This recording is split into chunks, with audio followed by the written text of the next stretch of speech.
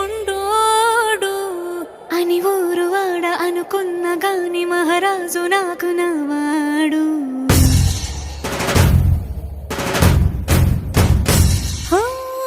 మాట పెడుసైనా మనసులో వెన్న రాయిలా ఉన్నవాడిలోన దేవుడెవరికి తెలుసును నాకన్నా. సూసేకి అగ్గిరవ్వ మాదిరే ఉంటా